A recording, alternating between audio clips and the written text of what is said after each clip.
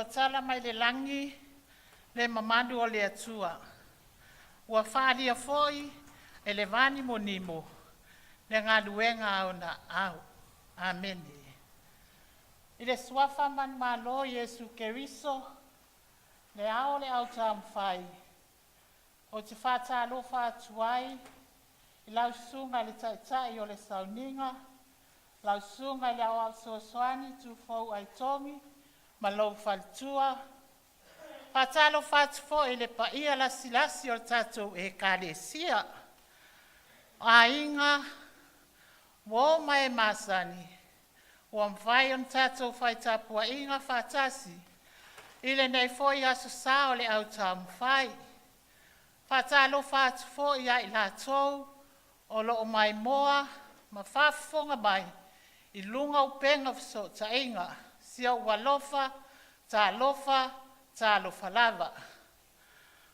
O le maule nei a Tinā ma Tama'ita'i.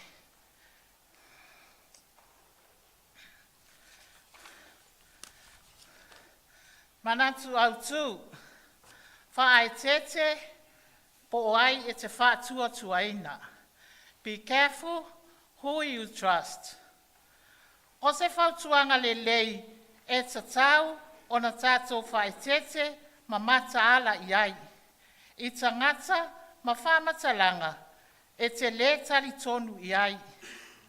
A wai le lei o na mata i tū le lei, winga ma ngai o inga a se tangata, a o le tu ina atu i ai lo whātua tuanga. A wala ilo ai, le whātua tuaina, a mionga ma le wha maoni. Wawa ai, po tau sisi, e le tangata na upu i taimi uma. Ta iala wha le anganga.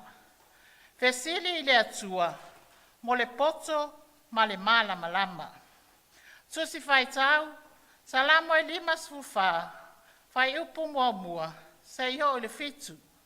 Ale Matua, wa maua lea le salamo e lima sufa, ad whai upu e tolu. A wawalanga mai i a te au, tangata ese, o esa wa foi wa sa ili e fasioti i a te au, latou te le manatua le atua.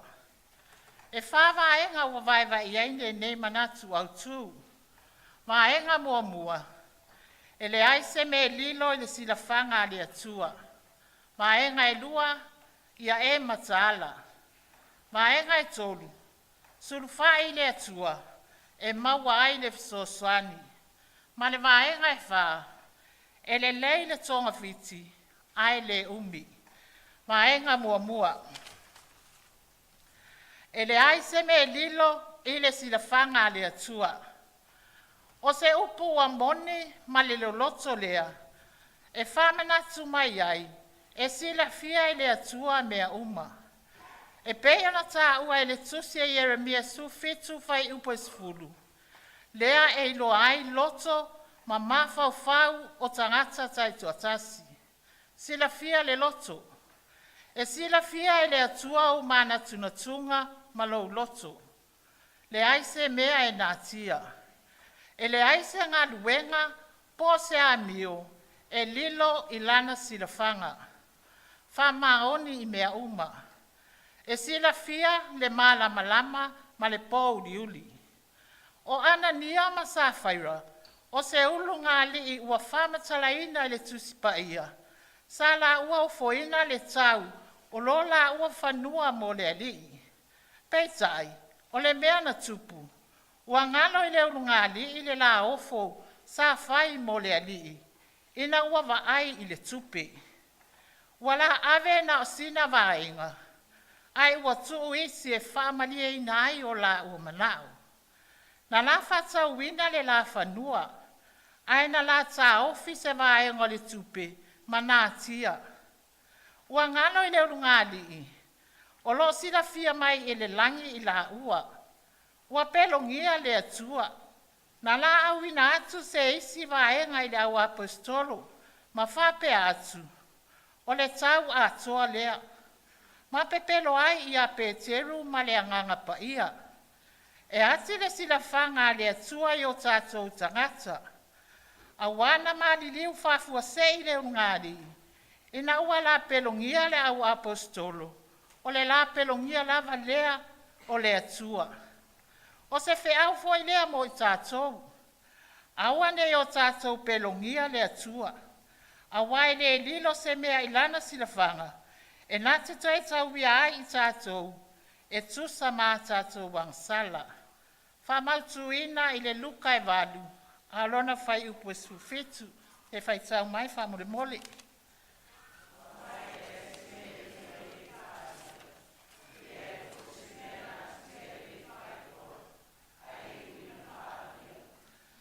Tai vai ngai lua ia e matala. Ua le masino le mausuinga fou ua iai le nei vai tau.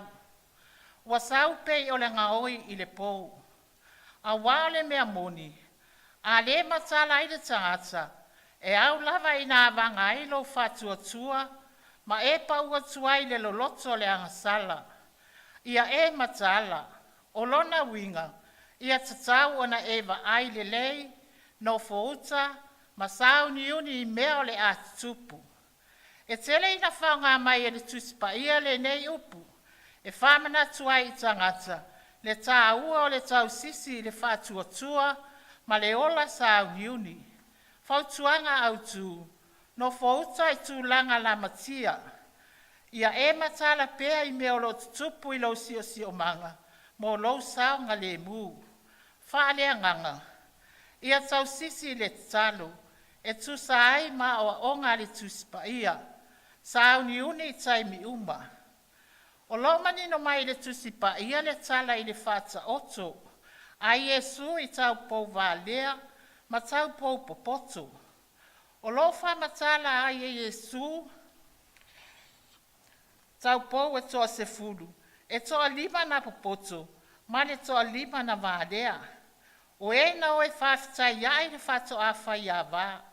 O le whi au tā ua le nei tala. O tau pou popoto, na o maa la tau la mepa. Whātasi mai si whangu sua au u whao popo. Mo le sauni uninga, pe atu, tuai atu le whato a whai a wā. A tau pou wālea, na o maa la tau la mepa. Ai le i aveina ni a la tau sua au u whao popo. Ma ina ua oe whātau mai i le taime tasi. Na tau nu mai ai le whātau a whai a wā. Na la tau tuai, ma le ma whai ai o na uru whale atu le tau samaanga. O le wha i poiponga. O se whiau whale anganga. O lo whamanatu mai le nei tala. Le tā ua o lo wola tā pena pena. Ma nofo sa uni. Ma mata ala i taimi uma. A wai tele i loa le i tu waso. Ma le itu la e sa wai le atali o le tangata. Whamautu ina le tusi whaitau, ma tai o lua sulima, whai upo e su tolu, te whaitau whamole mole.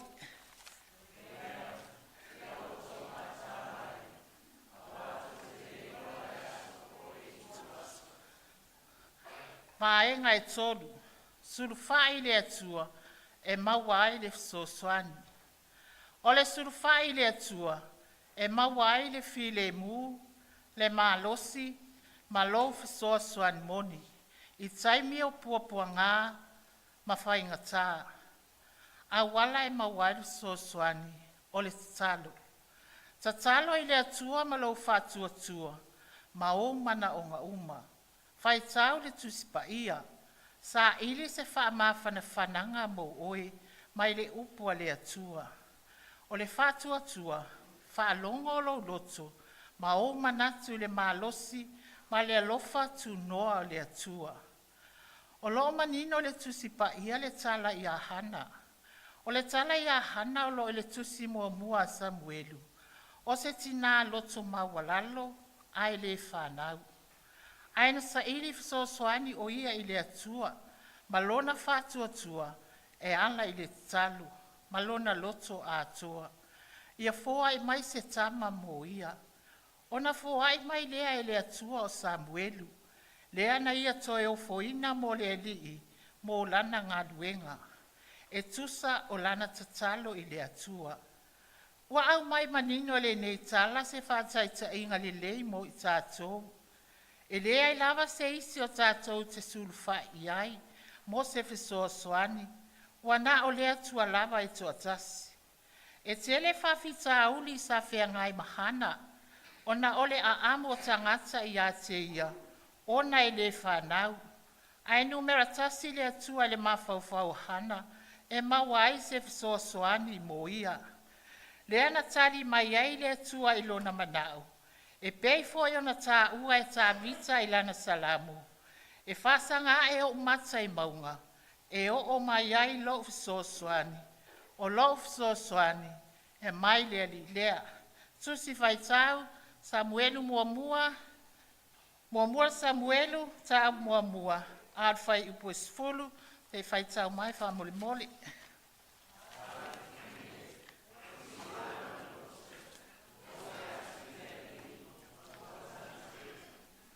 Whawhitai, male waenga e wha. E le leitonga fiti, ai le umi. Ai to wha upu le nei manatu se isi tu. O lona winga, e le leitonga fiti, ai tua leanga. I oi, e le mwhai ona sele nei wha upunga. A wao suinga wa iai leo langa nei. Ua maua le tamau a ingo nisi, ona o tonga fiti, mai a wala pala. Ai o lona tau nuunga, e le umi, toi tua leanga. E fōlinga mai e le vaai. Ai o lo sila le atua, ua le tala whiangai. Ona tau nuai leo le muangana le atunu. E suamalia I le ngutu, ai o ona I le manaba. O lo manino mai fo I le tusipa ia. Le tala I le whaala taina o Yesu. A wao le mea moni, e le iloa I le autusi upu, ma le au farisaio, le no foanga o lo o iai Yesu, wana o lona so o yuta. O yuta iai lon to mai tau tupi. Ai o lon to mai le nasa ia whai ai sa tonga fiti leanga, ina ia whalata I na ai le keriso. O na ua vanga I le tamau a inga. Na ia maua le tau I tupi, ai le I ui se le lei. Na ia toi pule I lona ola, a wā ia I loa. Ua tu ngalang lana tonga fiti, ua ia whaia ia Yesu. O le tala fo I le whenga inga tuai, I le tupo o tāvita, samu lua o ia I le awa uria. Na ia whaia I loa se tonga fiti leanga, e pupuni ai langa Selā. Na ia polo a ia o apolan tai au. Ina ia tu uria e pito I lumo le taua, ma o le mafua anga na o le oti o uria. O le tonga fiti sa fai e le tupo ta vita. Peitai, o Yesu, o ia o le alo o le atua. Ai sa fai tonga fiti le anga I eita ngata. Ai na faa lea o ngā umana tonga fiti. Ina ua toitu manu malo mai. I le oti male tunga mau. Tusi fai tau, luar Samuelum ta apusu tasi. Fai upo su lima, ma le lua Samuelum ta apusu lua. Fai upo su fa, ma su malvadu. Te fai tau mai fa mole.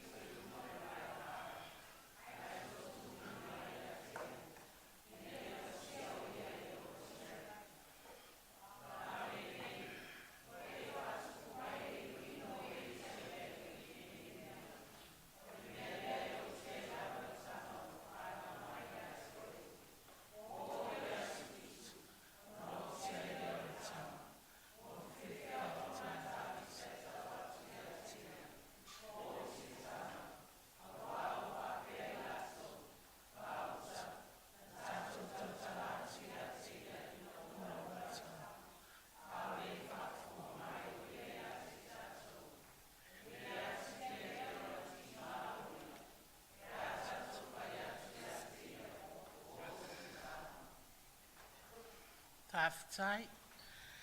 O te fia whaangaina le nei a wanoa. E whaleo I nai le anganga o le whaftai. I le susunga I le toia ina, pensione e malolo, malo, no ve vai la au, ma le whalitua I a penina. E tusa ma le nei a wanoa wha auro ua o maua. E a vea ai lo sui whatau waa. E whai ma sui ar Kamupani e Tinā ma Tama'ita'i. E moli moli ina sa mātou moli mau. E hala i le au Taumafai o le nei foi a sa ia pol nei foi masina. Whaftai tele mo le avanoa ia maualunga pea le au ina le masina i lausunga le taitai o le Sauniga. Lausunga le au apsoaswani tufou aitongi. A mai se foi le falitua i asilia. Le pa ia ma le mamalu o le tātou e kālesia i wō ma e umasani umwhai un tātou whai tapua inga whātasi nei a sā. Ai mai se fo i latou o lo whafonga mai mo mai lunga o penga o fasiota inga. Whaftai tele mo le whātasi mai le tātou au Taumafai nei a sā. Ia ai ola le Kamupani e Tinā ma Tama'ita'i le alofa ma le anga le lei o le Atua. Soifua ma ia manuia.